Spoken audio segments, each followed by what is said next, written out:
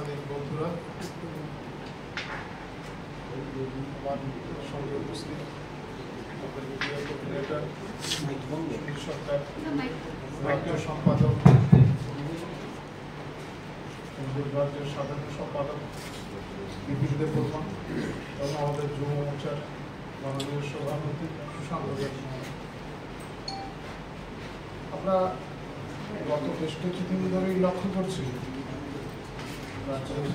যারা বিরোধী দল তাদের যে বক্তব্য যে মানে তাদের নীতিগত যে অবস্থান, সেই অবস্থান নিয়েও অনেক প্রশ্ন চিহ্ন তৈরি হচ্ছে। আগে তারা যখন সরকারে ছিলেন তখন তাদের বিভিন্ন কার্যকলাপে তাদের যে ভূমিকা ছিল, তাদের দলের যে ভূমিকা ছিল সরকারি কর্মকাণ্ড নিয়ে, আজকের দিনে তার থেকে তারা অনেকটা দূর সরে এসছেন এবং এই ধরনের অবস্থান পরিবর্তন শুধুমাত্র মানুষকে বিভ্রান্ত করার জন্য। তাদের বিভিন্ন বক্তব্য সারা দেশে বা বিশ্বের কাছে ত্রিপুরা এবং ত্রিপুরার মানুষকে যেভাবে পোর্ট্রেট করার চেষ্টা হচ্ছে, যেভাবে তুলে ধরার চেষ্টা হচ্ছে, সেটা কিন্তু যথেষ্ট গুরুত্বপূর্ণ বিষয় এবং তাদের যে রাজনৈতিক অবস্থান তা নিয়ে অনেক প্রশ্ন চিহ্ন তৈরি হচ্ছে। তারা কি সত্যি রাজ্যের সাথে, রাজ্যের মানুষের সাথে, রাজ্যের উন্নয়নের সাথে? এই সমস্ত প্রশ্নগুলি উঠছে।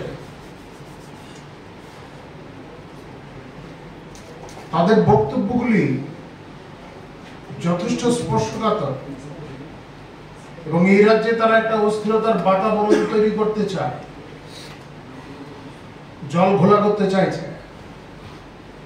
মানুষকে বিভ্রান্ত করছে। সরকারের যে অবস্থান, সরকার যেভাবে কাজ করছে, উন্নয়নের যে প্রক্রিয়া চলছে, তাতে যাতে ব্যাঘাত ঘটানো যায়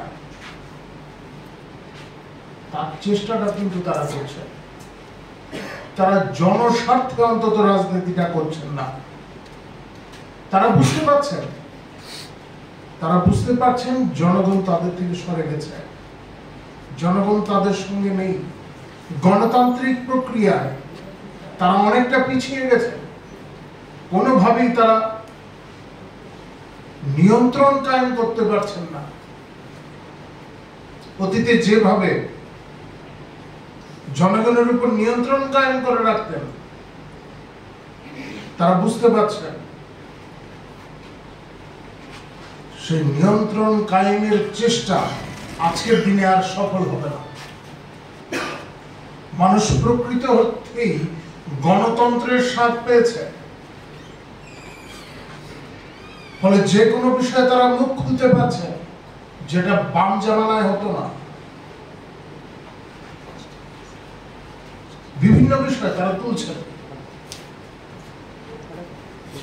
এই রাজ্যের মহিলাদের সুরক্ষার কথা বলছেন কারা? বলছে বামফ্রন্টের নেতারা, তাদের সহযোগী যারা আছেন বর্তমানে তারাও বলছেন। আমি খুব বেশি দূর যাচ্ছি না, আমার যদি স্মৃতিভ্রম না হয়, 2008 ইলেকশনের আগে প্রগতি স্কুলের মাঠে টাক্কা তুলসীর ঘটনা আপনারা খতিয়ে দেখবেন কে মুখ্য অভিযুক্ত ছিলেন। তিনি আজকে নারী নির্যাতনের অভিযোগ তুলছেন, আর সেই নারী নির্যাতনের যারা ক্ষতিগ্রস্ত, যারা শিকার হয়েছিলেন, তাদের এই প্রগতি স্কুলের ময়দানে তৎকালীন সময়ের যে বিরোধী দলের মঞ্চে তুলে আনা হয়েছিল, কারা নেতৃত্বে ছিলেন তখন? অনেকেই আমাদের সঙ্গে আছেন এখন, কিন্তু তাদের সঙ্গেও এখন অনেক গাঁটছড়া বেঁধে রেখেছেন।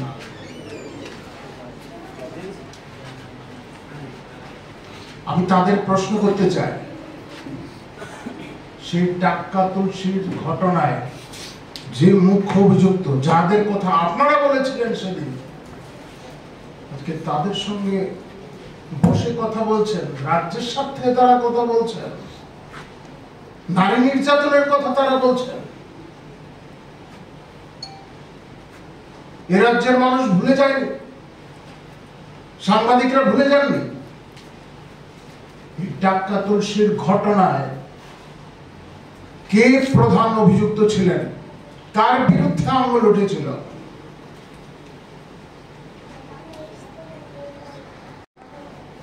রাজ্য সচিবালয়ের ভিতরে, তখন পুরনো সচিবালয় ছিল, রাজ্য সচিবালয়ের ভেতরে নারী নির্যাতনের ঘটনা ঘটেছে। আর সেটা তো বাদই দিলাম, মন্ত্রীকে মন্ত্রিসভা থেকে বাদ দেওয়া হয়েছিল, নামটা আবার নাইবা নিলাম। কত ঘটনা বিরোধী দলের হয়ে নির্বাচনে লড়াইয়ের দায়ে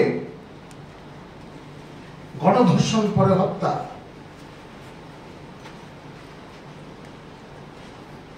শুধু আমার কথা না, বিধানসভার ভেতরে বাইরে বহুবার আলোচনা হয়েছে এ নিয়ে, এবং তথ্য বিধানসভার ভেতরে দেখানো হয়েছে। তৎকালীন সময়ে নারী নির্যাতনে ত্রিপুরার স্থান প্রথম ছিল। এখন যাদের সঙ্গে মিতালি, তারা এই কথাগুলি তখন বলতেন।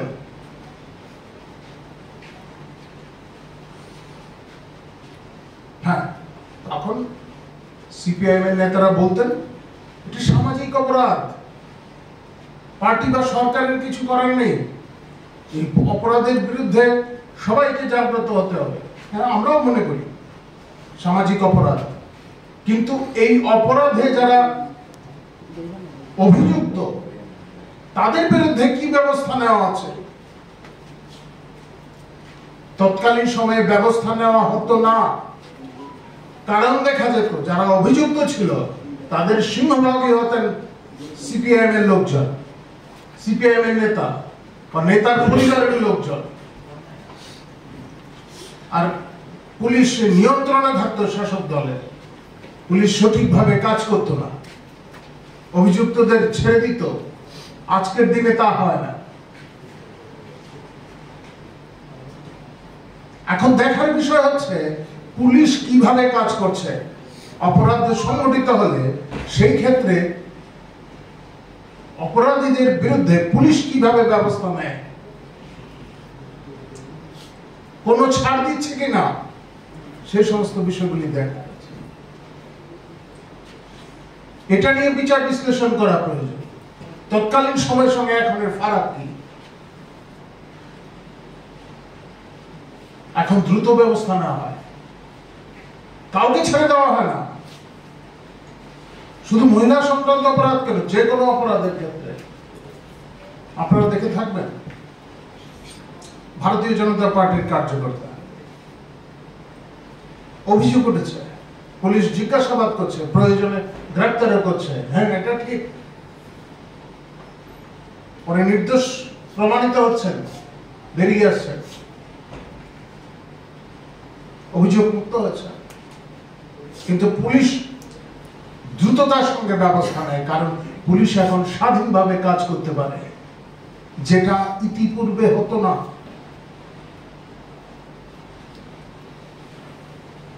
যারা প্রবীণ সাংবাদিকরা এখানে আছেন তারা মনে থাকবে, বিধানসভায় দাঁড়িয়ে তৎকালীন মুখ্যমন্ত্রী বলছিলেন প্রশাসনের লোকদের উপর রাশ টেনে ধরতে হবে। আমাদের কোন নেতা এই ধরনের কথা বলেন না,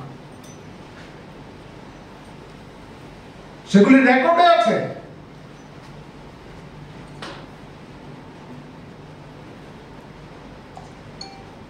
আর পরবর্তী সময়ে বিরোধী দলের দায়িত্ব নেওয়ার পরে আপনারা দেখেছেন বিভিন্ন সময় কাদের সঙ্গে কিভাবে কথাবার্তা। এর আগের কথাগুলি তো বাদই দিলাম, ক্ষমতাচ্যুত হওয়ার পরেও তাদের বিভিন্ন স্তরের যে আধিকারিকরা আছেন পুলিশ প্রশাসন কিংবা সাধারণ প্রশাসনের আধিকারিকদের সঙ্গে যে ব্যবহার, স্ত্রী পুরুষ নির্বিশেষে, তারাই আবার সুরক্ষার কথা বলছেন, নারী নির্যাতনের কথা বলছেন। শোভা পায় না এই বিষয়গুলি। আর এটাও ভাববেন না যে মানুষ সব দ্রুত ভুলে যায়। মানুষের তো সহজে সবকিছু ভুলে যায় না। বিভিন্ন সময় বলছেন এ রাজ্যে ভারতীয় জনতা পার্টির সরকার প্রতিষ্ঠিত হওয়ার পর ড্রাগসের প্রকোপ বেড়েছে। হ্যাঁ, আমাদের সরকার আসার পর ধরপাকড়টা বেশি হচ্ছে এবং বিষয়টা স্বাভাবিকভাবেই প্রচারে আসছে। আমরাও চাই প্রচারে আসুক। জোট সরকারের পতন হয়েছিল এবং সেই পতনের পর তৃতীয় বামফ্রন্ট সরকার প্রতিষ্ঠিত হয়েছিল। যে শুধু স্মরণ করিয়ে দেওয়ার জন্য বলছি, 93 সনের পত্রিকা, সেই পত্রিকায় লেখা আছে, একটা খবর বেরিয়েছে, 50 লক্ষ টাকার হিরোইন ও ব্রাউন সুগার সহ ছাত্র ধৃত। 93 সনের পত্রিকা। প্রমাণ তখনও ছিল ব্রাউন সুগার, হিরোইন, এগুলি আপনারা ধরপাকড় করতেন না। শুরুতে পুলিশ ধরপাকড় করেছে, পুলিশের তো কোনো দোষ নেই, পুলিশ কর্মীদের কোনো দোষ নেই। আগে যেই পুলিশ কর্মী ছিলেন এখনো তারাই আছেন, বিভিন্ন থানায় তারাই আছেন। তারা কাজ করতে পারেননি, তখন তাদের কাজ করতে দেওয়া হতো না, কারণ আপনারা রসদ সংগ্রহ করতেন। এই যে বহুতল বাড়ি বানিয়েছেন জুনিয়র পয়সায় নাকি, সেই সমস্ত জায়গা থেকে আপনারা রসদ সংগ্রহ করতেন। আমি সেদিনও বলছিলাম, আজকের দিনে এসে প্রত্যেক বাড়িতে পাকা বাড়ি আছে, গ্রামগঞ্জে ঘুরলে দেখবেন। একটা সময় ছিল, ওটা ছিল না। প্রধানমন্ত্রী আবাস যোজনার ঘর এই রাজ্যে তো সবে মাত্র শুরু হয়েছে আমাদের সরকার আসার পর। গ্রামে একটা পাকা বাড়ি থাকলে সেটা সুনিশ্চিতভাবে চিহ্নিত করা যেত সেটা সিপিএম এর পার্টি অফিস। এইসব থেকে আপনারা রসদ সংগ্রহ করতেন। আজকে বিপাকে পড়েছেন আপনারা। সমস্যা হচ্ছে, আমাদের সরকার আসার পর অনেকে এই রাজ্য থেকে পালিয়ে গেছে। যারা নেশা কারবারের সঙ্গে, ব্যবসার সঙ্গে যুক্ত ছিলেন, তারা পালিয়ে গেছেন অনেকে। আপনারা তাদের কাছ থেকে শুল্ক আদায়টা করতে পারছেন না। সেই জন্যই আপনারা বলছেন কাজ নেই, খাদ্য নেই। আমাদের সরকার আসার পর থেকে আপনারা বারবার এই কথাগুলি বলছেন। একবার প্রমাণ করে দেখান কোথায় খাদ্য নেই, কোথায় কাজ নেই। একবার প্রমাণ করে দেখান। ন্যায্য মূল্যের দোকানগুলি দূরবর্তী এলাকা, সর্বোচ্চ দূরবর্তী এলাকা যেগুলি আছে, সেখানেও কোথাও অভাব নেই, ভরে আছে। ন্যায্য মূল্যের দোকানগুলিতে খাদ্য সামগ্রী যথেষ্ট পরিমাণে মজুদ আছে। আপনারা বলছেন, মানুষকে বিভ্রান্ত করছেন, অপপ্রচার করছেন। বন্যা পরিস্থিতি নিয়ে বলছেন। বন্যা পরিস্থিতি চলাকালীন সময়ে সর্বদলীয় বৈঠক হয়েছিল। সর্বদলীয় বৈঠকে আপনাদের অবস্থান কি ছিল? তখন আপনাদের বলার মতো অবস্থায় আপনারা ছিলেন না।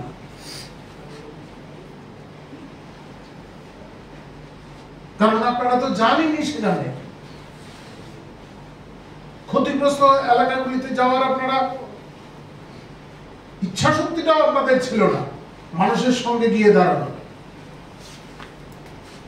এ রাজ্যে শুধু সরকার নয়, ভারতীয় জনতা পার্টির প্রত্যেকটা কার্যকর্তা তাদের সাধ্য মতো বিভিন্ন এলাকায় ক্ষতিগ্রস্ত এলাকাগুলিতে ছুটে গেছেন, ক্ষতিগ্রস্ত মানুষের সঙ্গে গিয়ে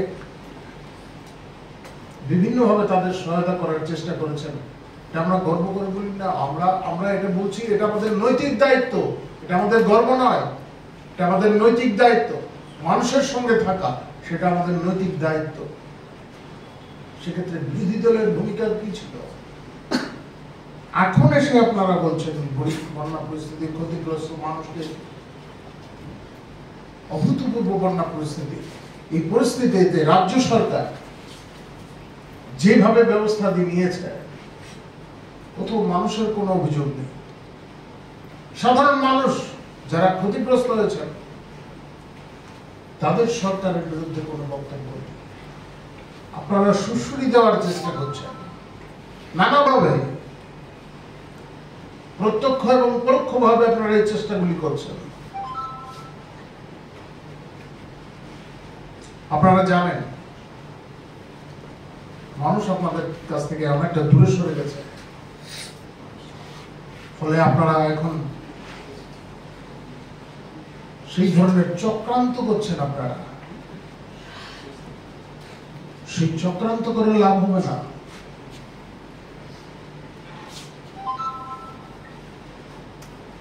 আপনারা বেকার যুবক যুবতীদের কথা বলছেন।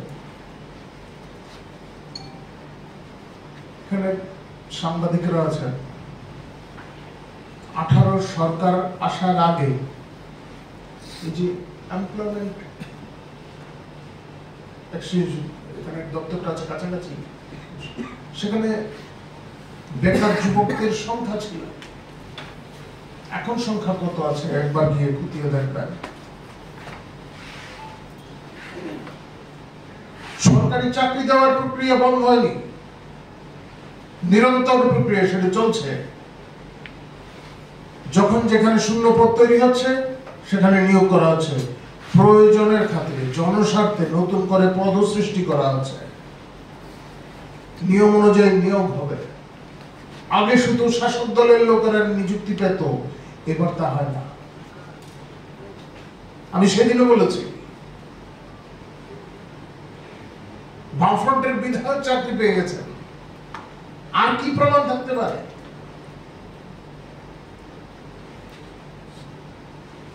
আজকের দিনেও যে সমস্ত চাকরিগুলি হচ্ছে, কোথাও স্বজন পোষণের একটা অভিযোগ তুলতে পারবেন না কেউ।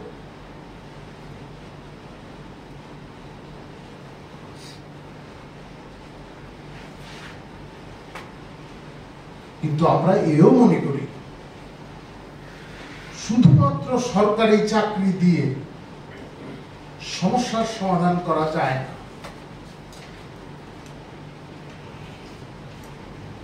এবং সেই জন্য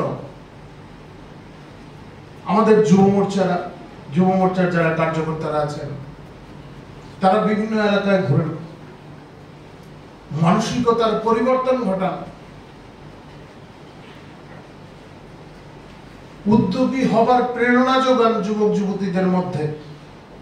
ফলে এই রাজ্যে ব্যাপক পরিবর্তন হয়েছে।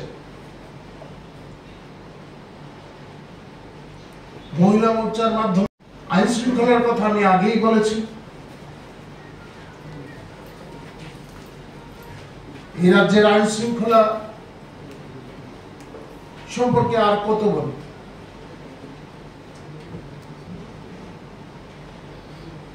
সদর এসডিএম হত্যাকাণ্ড, এটা বামেদের সাফল্য। শহরে বিধায়ক খুন হন, এটাই তাদের সাফল্য।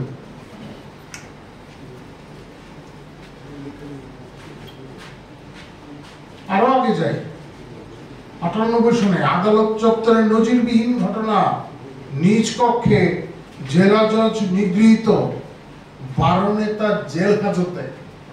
আর পরবর্তী সময় বিলুনিয়ার ঘটনা তো আপনারা জানেন, এটা আপনারা অবশ্যই ভুলে যাননি।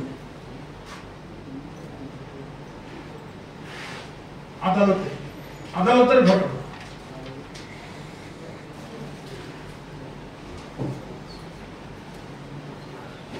সন্ত্রাসবাদ যখন এই রাজ্যে চরমে, তখন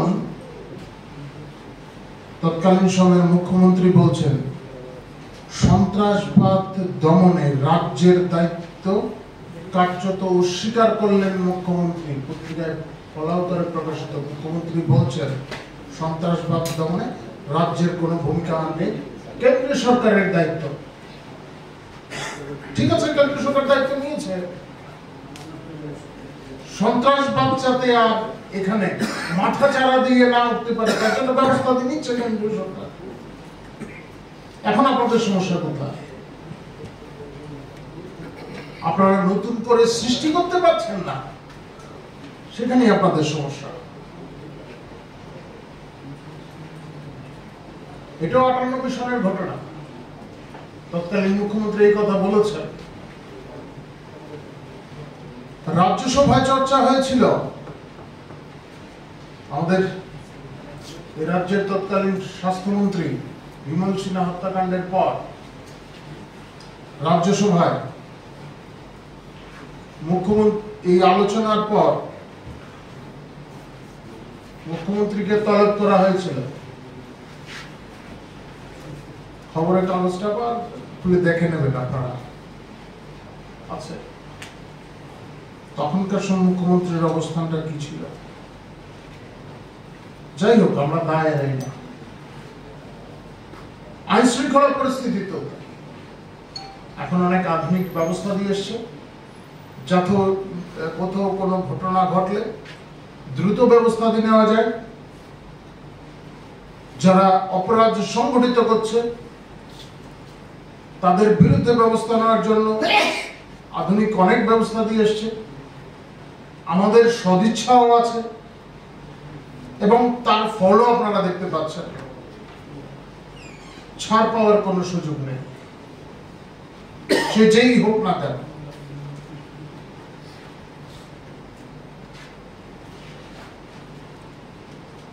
আমরা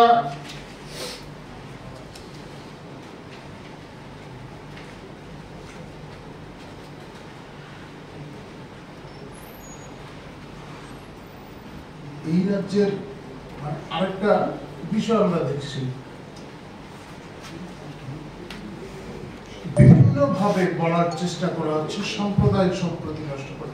এইটা কিন্তু এই 18 নির্বাচনে যখন কোন নেতারা আজ করছিলেন যে ভারতীয় জনতা পার্টি, তাতে ভাবতে পারেনি ভারতীয় জনতা পার্টির সরকার চলে আসবে, তো যারা আজ করছিলেন বিজেপির ক্ষমতা বাড়ছে, তখন থেকে তারা এই অপপ্রচারটা শুরু করেছিলেন। অনেক ক্ষেত্রে একটা সময় অবধি তারা এর সুফলও পেয়েছেন, কিন্তু এখন অবস্থার পরিবর্তন হয়েছে। বক্সনগরের যে নির্বাচন হয়েছে, উপনির্বাচন, তা তাদের শিক্ষা দিয়ে দিয়েছে এবং পরবর্তী সময় লোকসভা নির্বাচন যে ফলাফল, তো এই সমস্ত বিষয় থেকে শিক্ষা নেওয়া উচিত। যাই হোক, রাজ্যের মানুষকে এভাবে বিভ্রান্ত করার যারা চেষ্টা করছেন তাদের বিরুদ্ধে আমরা একটা দায়িত্বশীল রাজনৈতিক দল হিসেবে আমাদেরও কিছু কর্তব্য আছে, মানুষের সামনে বিষয়গুলি তুলে ধরা। আমরা একটা সিদ্ধান্ত নিয়েছি, আগামী 4 তারিখ এই সদর শহর এবং সদর যে গ্রামীণ জেলার যতগুলি মন্ডল আছে এগুলি বাদ দিয়ে রাজ্যের বিভিন্ন জায়গায়, রাজ্যের 46টি যে মন্ডল রয়েছে, এই 46টি মন্ডলে পৃথকভাবে একযোগে বিকাল 3টায় প্রতিবাদ মিছিল সংগঠিত করা হবে। আমাদের কার্যকর্তারা বেরোবেন। আর সদর শহর ও সদর গ্রামীণ জেলা এই ক্ষেত্রে যে সমস্ত মন্ডল আছে, এই মন্ডলের সদস্যরা, আমাদের কার্যকর্তারা আগরতলায় সেদিন সামিল হবেন বিক্ষোভ কর্মসূচিতে, ওই সেই একই সময় বিকাল 3টা, অর্থাৎ সারা রাজ্যে একযোগে বিভিন্ন মন্ডলের কার্যকর্তারা এই সমস্ত অপপ্রচারের বিরুদ্ধে, বিরোধীদের চক্রান্তের বিরুদ্ধে এবং রাজ্যকে হেয় প্রতিপন্ন করার যে অভিসন্ধি, যে চেষ্টা, তার বিরুদ্ধে সোচ্চার হবে।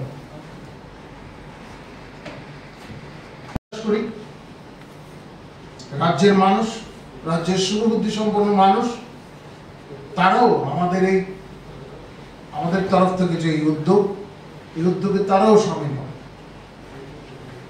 এবারে আপনাদের যদি কোনো বিষয় জিজ্ঞাসা থাকে আপনারা জিজ্ঞাসা করতে পারবেন। আপনি যে বিষয়গুলি নিয়ে আজকে কথা বলেছেন, বিরোধীরা যে সকল অভিযোগ করেন, ঠিক তারই পরিপ্রেক্ষিতে আগামীকাল সিপিআইএম এর রাজ্যে প্রতিবাদ কর্মসূচি রয়েছে, সেই বিষয়টা নিয়ে আপনার প্রতিক্রিয়া। গণতান্ত্রিক ব্যবস্থাপনায় প্রতিবাদ করার অধিকার প্রত্যেকের আছে। গণতন্ত্র না থাকলে প্রতিবাদ করা যায় না। বাম জমানায় প্রতিবাদ হতো না, গণতন্ত্র ছিল না, মানুষ সাহসী পেতেন না প্রতিবাদ করা, প্রতিবাদের কণ্ঠটা হারিয়ে গেছিল। ভারতীয় জনতা পার্টির সরকার প্রতিষ্ঠিত হওয়ার পর গণতন্ত্রকে সুনিশ্চিত করা হয়েছে, মানুষের অধিকার সুনিশ্চিত করা হয়েছে। প্রতিবাদ করার ক্ষেত্রে কোনো বাধা নেই, গণতান্ত্রিক প্রক্রিয়ায় প্রতিবাদ করুন, কিন্তু মানুষকে বিভ্রান্ত করার চেষ্টা হলে তার প্রতিবাদ আমরাও করব। আর আইন শৃঙ্খলার অবনতি ঘটানোর কোন চেষ্টা করলে সরকার তার বিরুদ্ধে ব্যবস্থা নেবে। কালকে দেখা গেছে একজনের সদস্য পদ খারিজ হয়েছে, কি অপরাধে হয়েছে সে সম্পর্কে বিষয় না। দল বিরোধী কার্যকলাপের পরিপ্রেক্ষিতে আমাদের পার্টির নেতৃত্ব সিদ্ধান্ত নিয়েছে। এই সিদ্ধান্ত অনুযায়ী আমাদের যে মিডিয়া ইনচার্জ উনি বিবৃতি দিয়েছেন, ওনার বিবৃতি প্রকাশিত হয়েছে। দল বিরোধী কার্যকলাপের অভিযোগ আছে, সেই অনুযায়ী ওনাকে আগে হয়েছিল কারণ দর্শন নোটিশ দেওয়া হয়েছে। উনি তার জবাব দিয়েছেন, সেই জবাবে আমাদের নেতৃত্ব সন্তুষ্ট হতে পারেননি। শৃঙ্খলা রক্ষাকারী কমিটির কাছে সেই বিষয়টা গেছে এবং সেই অনুযায়ী সিদ্ধান্ত এসেছে।